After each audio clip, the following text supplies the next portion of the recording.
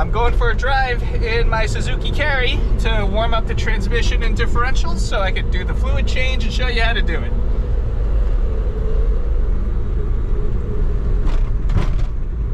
While I'm driving around though, you can see I'm sitting on my new seats here from my other video. It's the cushion's nice. It kind of adds to the suspension of the truck, which is non-existent basically. The truck definitely rides better with stuff in the bed, and I don't have any stuff in the bed.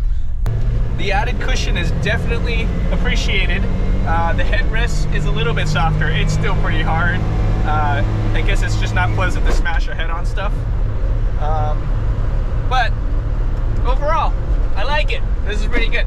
So onwards to transmission and differential fluid changing.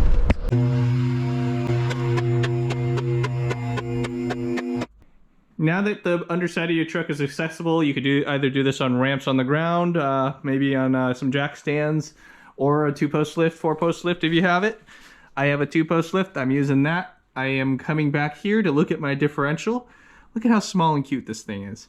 So this is the fill plug, and this is the drain plug. I'm pretty sure this is the same on the 4-wheel drive model. I only have a 2-wheel drive. Just for laughs though, I happen to have this lying around from my F-150 Raptor. This is the Ford rear end on an F-150.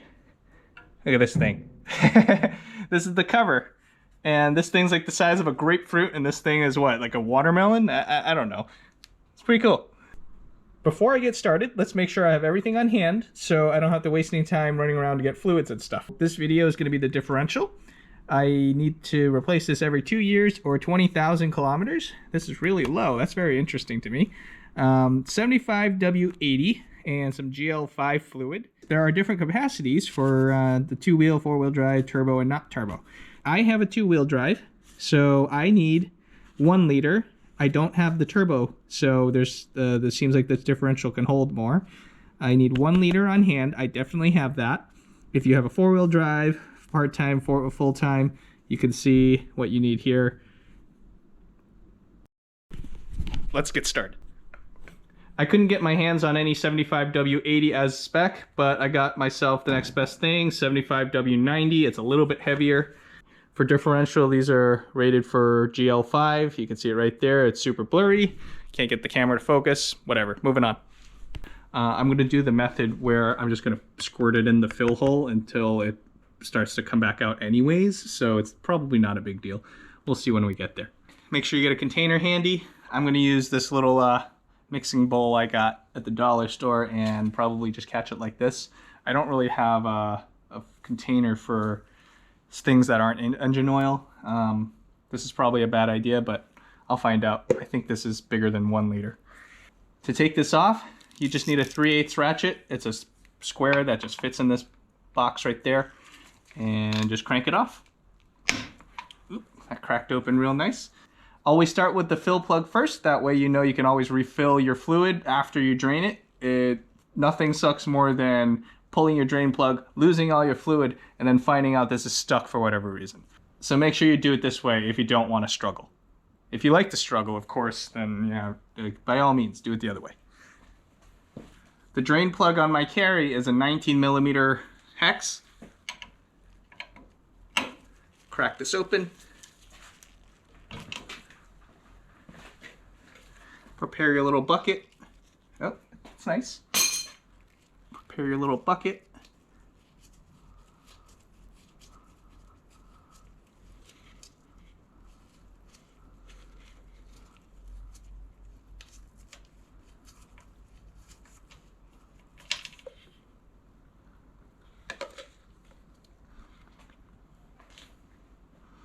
Let it all drain out. Actually, you know what kind of sucks? My lift and my concrete floor in here is a little bit uneven. It's actually a little bit like off kilter to the left. Thus, the drain hole being on the right might not get everything. But, you know, it is what it is. I can't really do anything about it unless I get some larger adapters that increase the height. I might look into getting some of those next just to kind of alleviate these problems. Right here you can kind of see how it's probably about few degrees off.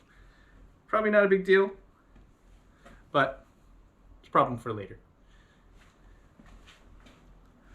Make sure you wipe your drain plug to clear up the metallic flakes on the magnetic tip. I'm assuming this is magnetic. I might be wrong. There is a washer on here. It looks like there's a washer. Yeah, there is a washer on here. I'm going to try to reuse it. I don't have one handy. See if it'll be okay. Should be okay. This is finished. I'm going to wipe this up a little bit. There is some gunk on this. I don't know if this is magnetic either. I don't really feel like testing it, but it wipes off black, so wiping it off will be nice, not to put this stuff back in there. Let's tighten this back up. Don't have to go crazy with it. It wasn't too tight to begin with. I don't have the torque spec handy, but that should be good as is. I cut the end off. I'm just going to shove this in the hole and start squirting away to fill it up. I know the capacity of this is 1 liter. This is a little bit less than 1 liter. It's like 54 milliliters less. This should fill it all up and not spill out. And I'll take a look at my situation to see where like the fill level is if I can, and decide if I want to open a second bottle and pour that little smidge in. I might just omit that little bit.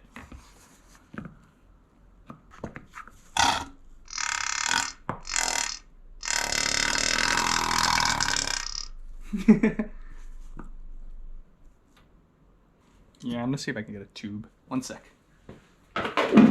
Ah, no! Well, that was bound to happen. I kicked the little tub over and, yeah, you can see what happens. So, typical me, making a giant mess for no good reason. Upside. I got myself a clear tube so I can pour this from a distance and keep my bottle upside down.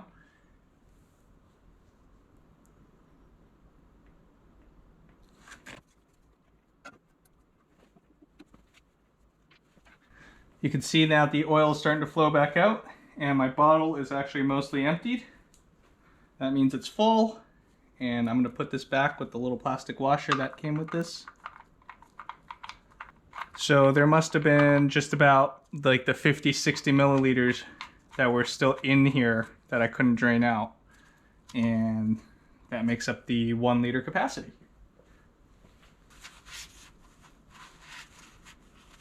Tighten this back down. Oops. After all that, wipe it up to make sure you get any excess off. This way you can see if something is leaking, and mine looks pretty good here. Clean up any mess you may have made. Thanks for watching. Please like, comment, and subscribe if you want to see more maintenance videos on a Suzuki Carry, and I'll see you next time.